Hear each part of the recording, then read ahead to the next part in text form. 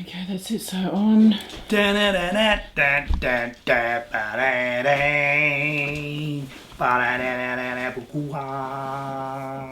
think we are. Okay.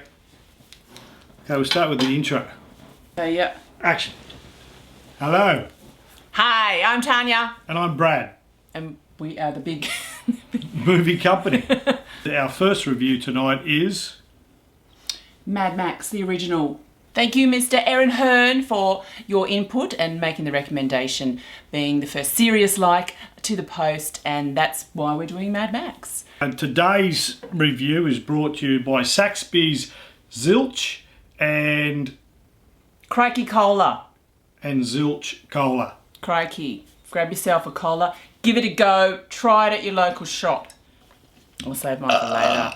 Lovely. So, okay, let's start the review.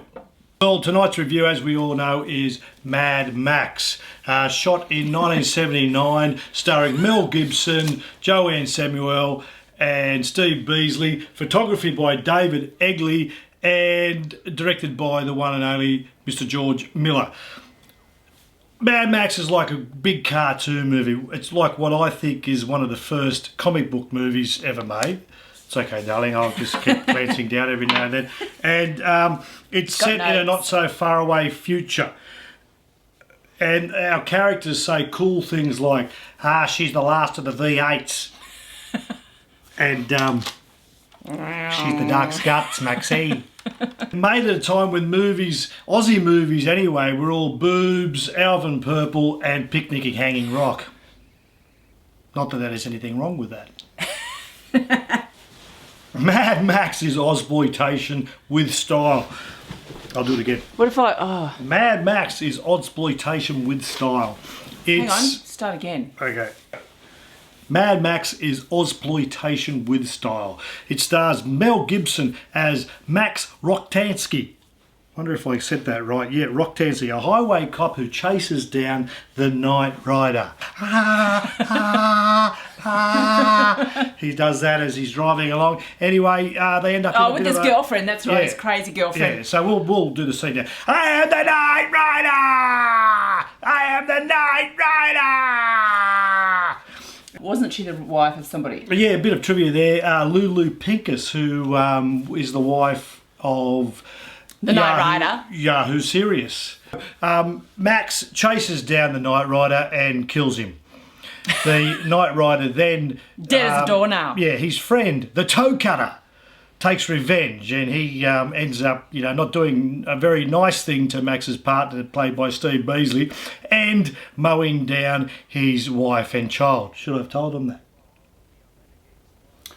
Look, yes, the rules are that if the movie has been pre-released, and this has been released for like over 30 odd years, almost, that you can... If you don't know what happened, you probably shouldn't be watching. Mad Max then takes control. He grabs the last V8 there is, and he takes a foot and chases down the Toe Cutter, and there's our movie. It's a great film. It's a lot of fun. It's very well shot and put together. I think it's what put George Miller on the map.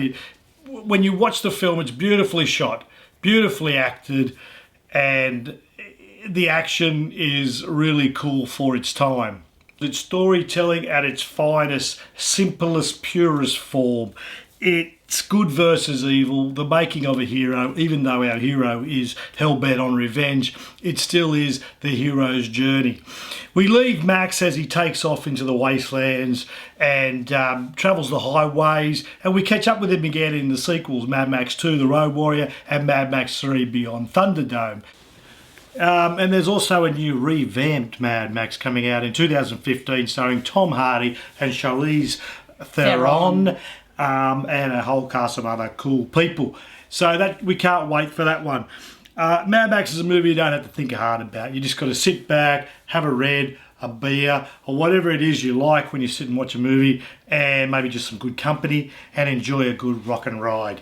I liked seeing Mel Gibson so young. He looked so hunky, and his leathers. Honestly, did you see his waist? It was like, So I thought, for me, it was just how good Mel Gibson looked. And the story, it was a male revenge fantasy. It didn't really do it for me, but I could appreciate the fact that it was shot very well for its time. In fact, I'd completely forgotten about it. The cinematography in it, I really did like that. For somebody, George Miller? George Miller. His, a first film or something? Apparently he was feature. a doctor, and then he just decided to change his and become a filmmaker, and just all his money just went into making these films. He actually made a short film called Violence in Cinema Part 1. And I think he did a really good job because some of the shots were cinematically beautiful, and I could appreciate that as a filmmaker. The eyes every time. Remember the... Oh yeah, another thing. I thought the special effects here, they were a bit dated now. Every time there was an accident, people's eyes... But yeah, notice those eyes. Look, like I like it. I thought it was cool. Popping out. Those eyes popping out. I don't have that much to say about the film, other than thank you for the recommendation, starting our film reviews off. Next week's movie, I don't know what it's going to be yet. It might be that new Tom Cruise one. Edge of Tomorrow? Edge of Tomorrow, because we want to see that. We want to do a current one. Yeah. Thank you. Crikey Cola. Cheers.